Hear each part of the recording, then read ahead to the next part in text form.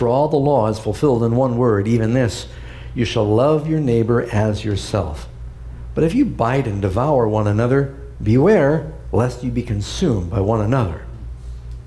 Powerful words.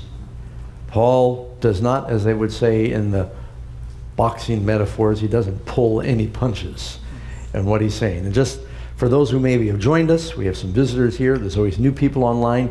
Paul in Galatians is addressing a problem. He had gone into the regions of Galatia. He had established some strong biblical churches. They were thriving.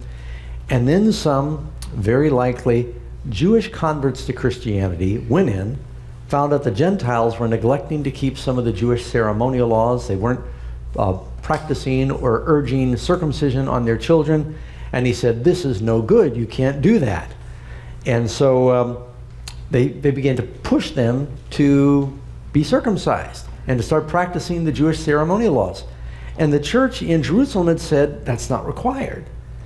And so basically, it was a distracting heresy that had come in, and it really angered Paul. Instead of believing that they were saved by faith in Christ, they now were somehow believed that they were saved by things that they did, operations and procedures, and it's like saying, if you go get this tattoo, you'll be saved. Well, are we saved by a tattoo? And so in the same way, he's saying, you're not saved by this. Or another problem they were having is the Jewish believers in Christ who had begun to infiltrate these Gentile churches were saying, you can't eat any of the meat that's sold in the markets in Galatia because the pagan butchers offer it to idols before they sacrifice it. So you're supporting idolatry if you buy any of your lamb, chicken, or goat in the local market. You become an idolater. Well, up to they hadn't even thought about that. And up until then, they were going, what? And so they were putting all these laws on them. Now, let me just get you to bring this up into modern terms. As a Christian, is it okay to drink orange juice? Yes. Okay. How many of you buy orange juice at the supermarket? Okay. Do liquor stores sell orange juice? How do you know? Yes, they do. I know that. If you want to make a screwdriver, it requires orange juice and vodka. Don't ask me how I know that, but it goes way back, I promise you. Do you buy your orange juice at the liquor store? Do any of you feel a little bit, if for some reason you have to go, and there are a few things at the liquor store, they sell some convenience things, and let's all admit it, sometimes you rush in and you might grab something. But do you ever feel good doing that? You go in and like a bars on the windows, and there's cameras everywhere. It never smells good out front, and you don't want to go. But you buy your orange juice at the supermarket. Do you know the supermarket sells liquor too? So are you supporting alcoholism when you buy, but you're supporting a business that is not only selling alcohol, it's selling tobacco. So if you buy your groceries at the local supermarket, you are supporting alcohol and tobacco. Now, there are people whose consciences are so austere, they think that way. And I don't know where they're buying anything, but they struggle like that. Their conscience is very sensitive. You know what I'm saying? So you can make those arguments. How many of you would, if you invest in stocks, would you invest in a tobacco stock? How many of you would do that? Glad to hear it. I wouldn't either. Don't do it. That's not good. How many have your money in the bank? How do you think a bank makes money? They invest in stocks. Do you know your bank probably is invested in part in some stocks that would be called sin stocks? There are stocks that have things to do with the entertainment industry, or they have to do with tobacco. But at some point, you've got to have freedom in Christ where your conscience is not constantly worried about, I like Thai food. I like Chinese food. Have you ever gone into one of those restaurants where somewhere near the cash register they've got a little Buddha with incense burning? Are you supporting the worship of pagan gods if you get your your lo mein or whatever it is that you get there.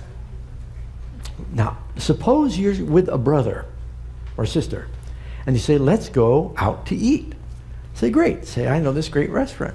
Great. You walk in the lobby, and there's the Chinese food, and they got a picture of Buddha on the wall, and they say, oh, Brother Doug, we can't eat here. They worship idols. What do? If it offends your weak brother's conscience, you say, oh, let's go to Subway. Let's go somewhere else. Right, where you're probably not going to see any idols on the wall. Wouldn't that be the thing to do?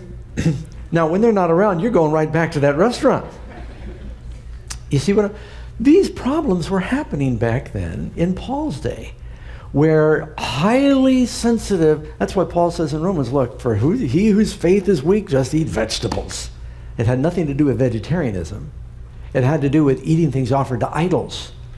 And some of the very sensitive Jewish believers, they said, oh, Daniel wouldn't eat anything that was defiled by Babylon, and they misapply that verse. And they said, we can't either. Daniel didn't because it was unclean food. And so these were some of the problems they were having in Galatia. They were losing their freedom because these legalistic Jewish believers, now there were some Jewish believers that had the victory just like Paul did. They were free in Christ. But the ones who were still saying we need to adhere to these ceremonial laws, they were bringing that into the churches of Galatia, and they totally stopped growing. They started just falling. You know something I found? There are different heresy groups in every church. There are groups, I remember there was a group, they were called 11th Hour Adventists. I don't even know if they exist anymore, haven't heard from them lately. And they went around and they were urging people to keep the feast, and the men had to grow beards. I'm ashamed to say I did a study on beards just to deal with it. Then there's other groups that are mixed up on the Trinity. Then you've got groups called Shepherd's Rod. And where was I? I was just preaching somewhere, and they came. They stood outside where I was preaching. They handed out literature. Something you'll notice about these groups, they never win souls off the street to Christ. They infiltrate existing churches and try to draw over existing believers. You will never see them out there trying to win just some pagan lost person to Jesus, because those people out there, you're never going to get those people out there to believe some of these kooky things. But the devil sends them in to get the churches so preoccupied with these little things that they stop sharing Christ with others. They lose their freedom. And I don't know too many churches that are immune to this kind of distraction. Well, that's what was happening. Paul said, look, you're losing your freedom. So, with that long introduction, let's get back to our study now.